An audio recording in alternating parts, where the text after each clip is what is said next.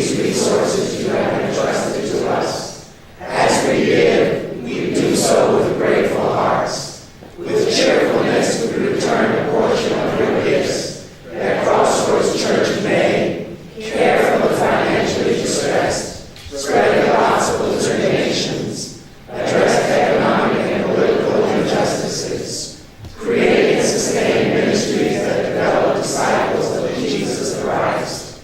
As we give, we pray that you, Holy God, will teach us how to give. May our motives be pure, our hearts be glad, and our hands be open. We pray in the name of the Father, and of the Son, and of the Holy Spirit. Amen. Let us give with great joy and with a sense of privilege. In January, a group of us got to go to Israel and tour a lot of places where Jesus walked. It's not on. Y'all haven't seen me do this before, and we'll see. We'll see it again.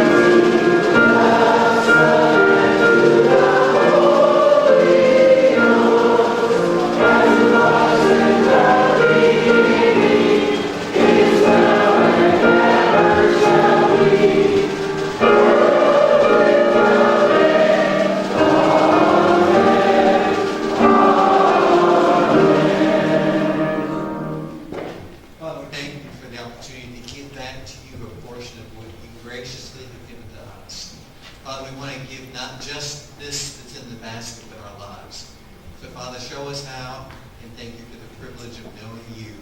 We pray these things in Christ's name.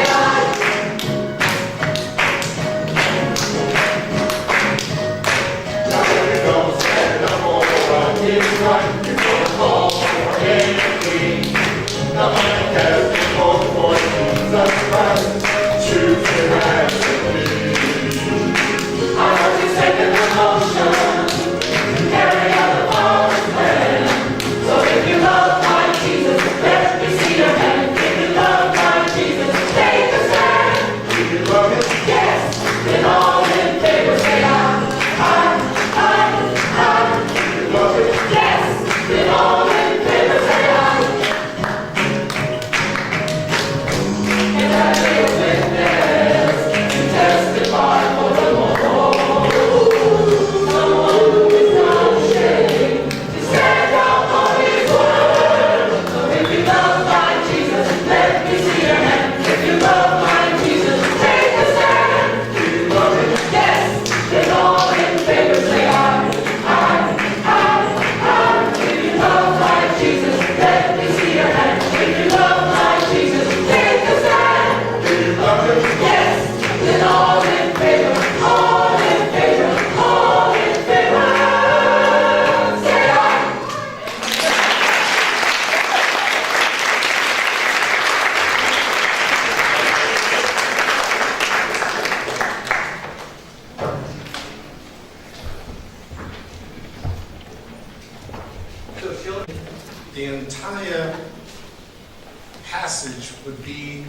text, entire chapter, but in the interest of time, I want to zero in on the first few verses, and then I want to read a few verses from the middle of the chapter. Job chapter 14. Born of woman is of few days and full of trouble. He comes forth like a flower and fades away. He flees like a shadow and does not continue. And do you open your eyes on such a one and bring me to judgment with yourself? Who can bring a clean thing out of an unclean one? No one. Since his days are determined, the number of his months is with you. You have appointed his limits so that he cannot pass. Verse 13 of Job 14. Oh, that you would hide me in the grave, that you would conceal me until your wrath is past, that you would appoint me a set time and remember me. If a man dies, shall he live again? All the days of my hard service, I will wait till my change comes. You shall call, and I will answer you. You shall desire the work of your hands, for now you number my steps, but do not watch over my sin. My transgression is sealed up in a bag, and you cover my iniquity. This is the word of the Lord. Thanks be to God. You may be seated.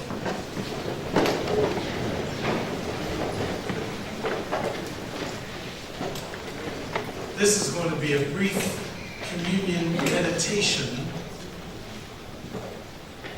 and we shall celebrate the Lord's Supper, communion, Eucharist. Great God, we pray that as you speak through your word, we who are committed to the study thereof will hear it, and it will make sense to us. Thank you for literacy. Thank you that we're able to read. And thank you that we're able to understand. Amen. Amen. Most people have been in church for a few years, know Romans 8:28 by heart, at least in the King James Version. In fact, say it with me, please. And we know that all things work together for good to them that love God, who are called according to his purpose.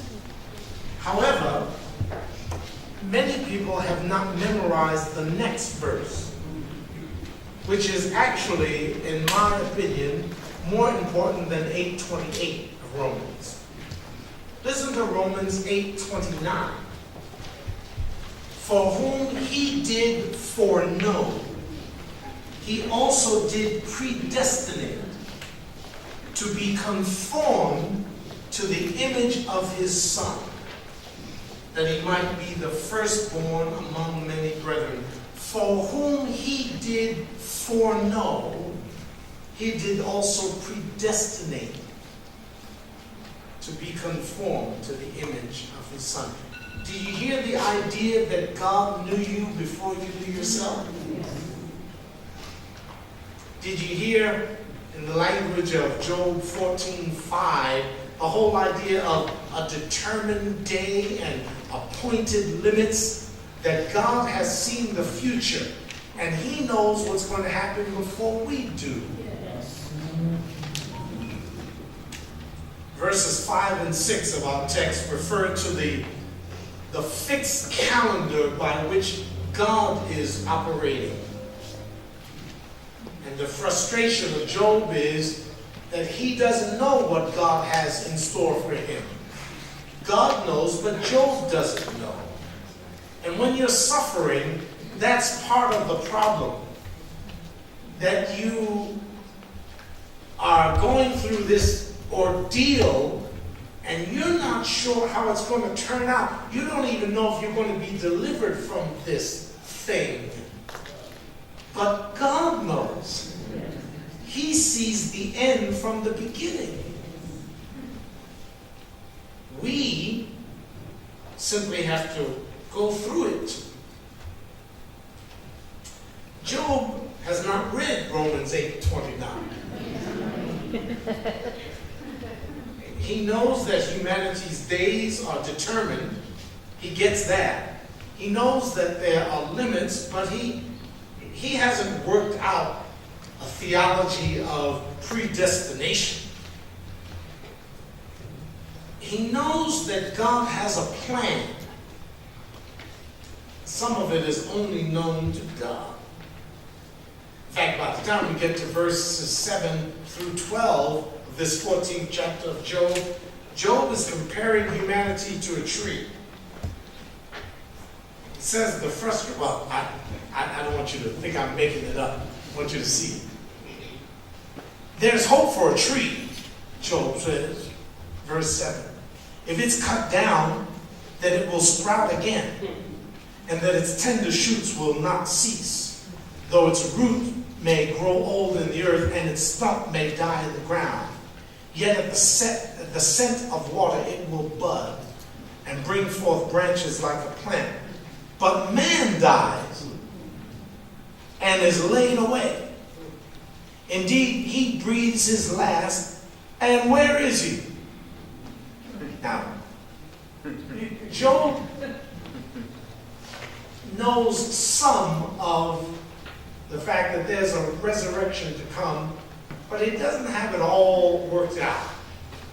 Chapter 19, you remember, he will say, I know that my Redeemer liveth, and that he shall stand at the latter day, and after the skin worms shall have destroyed this body, yet in my flesh shall I see God. Set wonderfully to music by George Frederick Handel in the Messiah. He knows some of this, but some of what he's experienced is just the frustration. What he's experiencing is the frustration of not knowing this foreordained plan of God. See, trees have more hope than I do. For a tree, there's hope. You cut it down, it comes back up. You don't kill the roots. When we're cut down, we're just put in the ground. That's it. Sounds very frustrating. In fact, Job says, listen, just kill me now. I'm not making this up. It's in the text. Come here, let me show it to you. Verse 13. Oh, that you would hide me in the grave, that you would conceal me until your wrath is past. I don't know what you're doing. I don't know what you're up to. You have some appointed time. You have some preordained plan you're working out. But I can't take it. Just kill me now. I wish you'd just hide me in the grave until this drama is over. That's what he says in verse 13. Then this statement of hope. And if you read the book of Job as I'm reading this, the book of Job is almost a roller coaster of emotions, isn't it? And of theology. Because there's sometimes when Job is right on it and he says something that is so brilliant and so clear you think he's got it. Then another time he'll say, just kill me now. You think, Job, you don't have it. You're really depressed. Sometimes he'll say, oh, my hope is in the Lord. Other times he'll say, I want to talk to God. This is not right that I should go through this. Here in Job chapter 14, verse 14, is one of the high points of the book of Job, the entire book.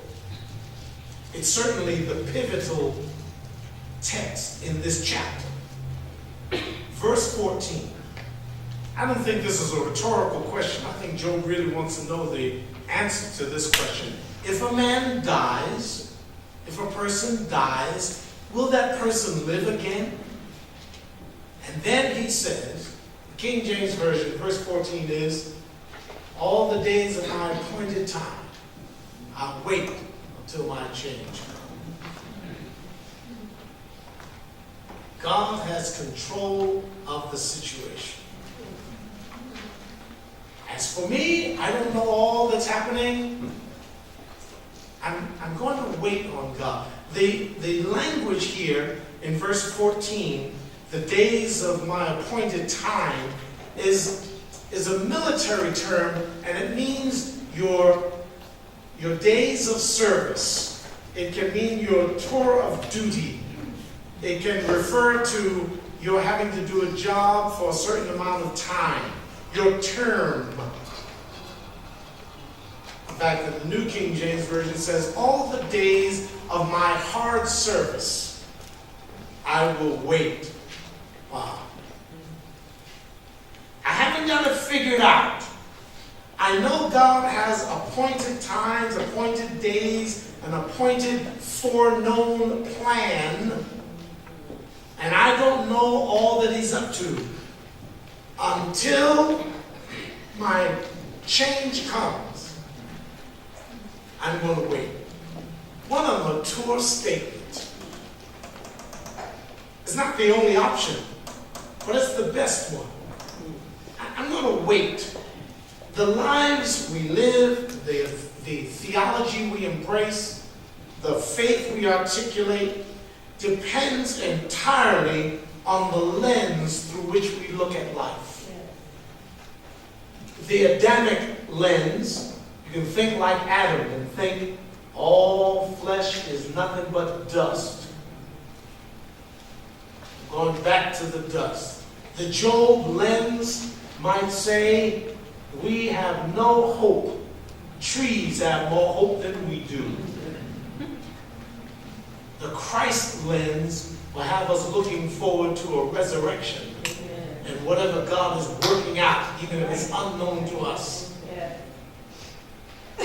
Some of you of a certain age, and I've used this illustration before, but it fits perfectly here. Some of you of a certain age will remember old sardine cans, not the new ones now, with the pull ring.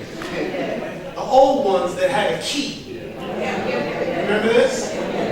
Sardine can had a tab on the end of the lid. You pull the tab up, then there was a key with a slot in it. You put the tab in the slot, and then you wind back. This is before the full top. Any of you remember this? All right. Now, stick with me. This is a brilliant illustration of Revelation. All the sardines are in the can the moment you pick it up. Okay. All the sardines are in there when you put the tab in the slot in the key. But you can't see them all until you roll the lid all the way back. You gotta have the key. And you roll it back. But you can't see it all until you keep rolling. Now, Job is seeing some of what God is doing, but not all of what God is doing. It is foreknown, known to God, Romans 8:29, but not known to Job. Job is right now in a place in his life where he just has to keep turning the key. It's all in there. The wonderful, full-orbed plan of God is all in there. Just not known to Job, not seen by Job yet. God has not allowed Job to just simply rip the lid off. No, you got to go slow. With the key. Winding. Job says, until we get to the end of the lid, during this period, I'm just going to wait. Till my change comes. Till things turn around. Till the transformative moment in God's great plan when he shall do what he's going to do. We'll see that at the end of the book of Job. Let me close this meditation by observing that there are at least two kinds of waiting. passive waiting and active waiting. Passive waiting is the state in which we pretty much don't do anything but wait. It's the contemplative, meditative, stand still kind of waiting. And there's a place for that. Active waiting is the state in which we engage while we wait. It's going on interviews while you're waiting for the job offer, the best one. It's reading about a disease while being treated for it. It is taking some action while you're waiting for some other action to happen. It's writing a detailed spending plan while you're waiting for your workman's comp settlement to come. It's the kind of waiting that is mixed with expectancy. While we wait, we are rehearsing the promises of God. We are looking forward to light at the end of a dark, long night. We are like guards waiting for their shift to be over. And Job is practicing both kinds of waiting, passive and active. He is saying, until things turn around, I'm going to wait. Meanwhile, he's having these very deep discussions with his friends. He is talking to God. He's trying to sort stuff out. He likens his days on earth to doing time, hard time, or a tour of duty. You see the same kind of idea in chapter 7. If you are still in Job with me, just turn to the left if you have a print Bible, or access on your smart device 7:1 of Job. Is there not a time of hard service for man on earth? Are not his days also like the days of a hired man? That's the idea here. I'm doing hard time. I'm filling out my shift. I'm doing my years of service. So which is it? Do we just sit? Or do we actively engage? The answer is yes and yes. Lamentations 3:25. The Lord is good to those who wait for him, to the soul who seeks him. So are we to simply wait, or are we to actively seek? Yes and yes. Let me close. In his commentary on the book of Job, the very helpful Norman C. Havel says that Job is possessed by, quote, an unorthodox hope. Unorthodox indeed. That's us. We hope like no others. We hope when everything looks hopeless. We wait on God. We trust him. All the days of my shift, all the days of my tour of duty, all the days that I have been appointed, I'm going to spend many of those days waiting on God. For he knows what's best for me. And I must wait on him. Let us pray. Oh, great God, we are frustrated sardine can holders. We want to see everything. We want to see it right now. You have designed your revelation so that it is progressive. And we see a little at a time until the appointed time when you shall show us the full plan for us. Until then, may we wait and keep winding back the key. Help us. We are impatient. We don't want to wait and see what you have in store for us. We mourn the days we spent trying to help you out, trying to make things happen before it was time for them to happen, for the Ishmaels that we created because we couldn't wait for Isaac. We repent and pray that you teach us how how to live out Job 14:14 all the days of my appointed time. I'm going to wait until my change comes. Help us, the impatient. Help us, the disobedient. Help us, the rebellious, and often hard-hearted and stiff-necked. Help us to have hope, to not be envious of the trees who are cut down and sprout again. May we remember that you have a plan for us which includes dying and living again. Teach us the lessons of waiting, the patience of unanswered prayer.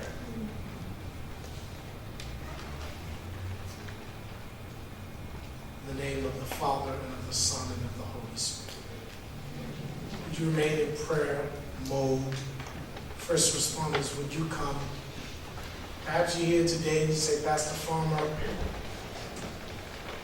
I have not waited on God. I've been running ahead of God, and that's part of my problem. In fact, that's the reason I'm in the predicament I'm in. I need to pray with someone about how I may learn to wait on God.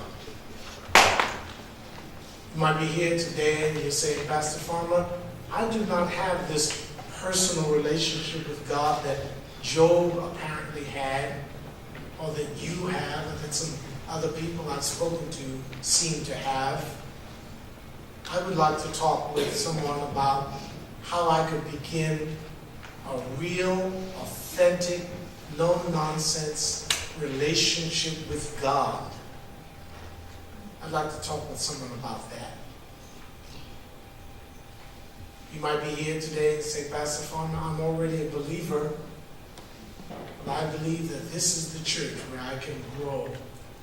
This is the church where I can minister and be ministered to. I would like to begin the process of uniting officially with Crossroads Church. I'd like to speak with a first responder about that. You might simply want to pray with someone. These who are standing in front are available to you. I'll give you just a moment. If I've described you, you come without delay.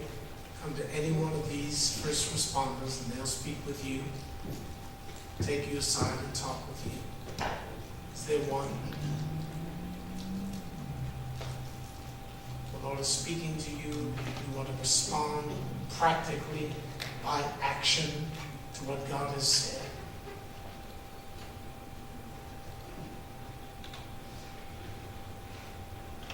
Great God, we thank you for the opportunity to declare your word and to invite others to embrace it. Grant that as these respond to the word of God, they might have clarity as they say yes to you, as you continue to speak all day long. May we remember what we've heard and respond accordingly. In the name of the Father, and of the Son, and of the Holy Ghost, we pray with thanksgiving. Amen. Thank you, first responders. You may go back to your seats.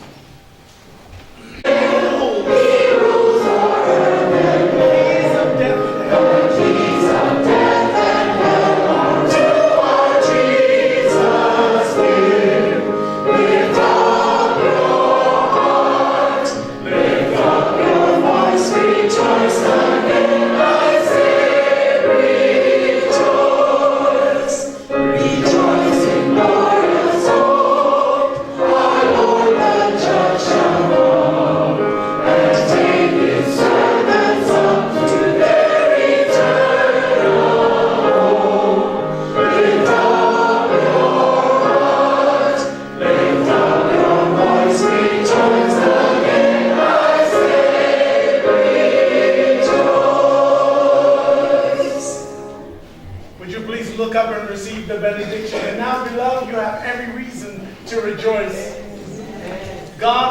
given you a key, and the lid is being rolled back. Go from this place seeing what God has prepared for you. For He has known you from the beginning until the time when He shows you everything you need to see. Just wait. Wait until your change comes. Wait until God reveals to you all that He wants you to know. Go in peace. And may the revealing, loving, saving, redeeming God keep you and bless you and hold you close during your shift, your tour of duty, during your appointed time. The Lord bless you, keep you, make His face shine upon you, and put a new song in your mouth, even a song of praise unto our God. Amen. Amen.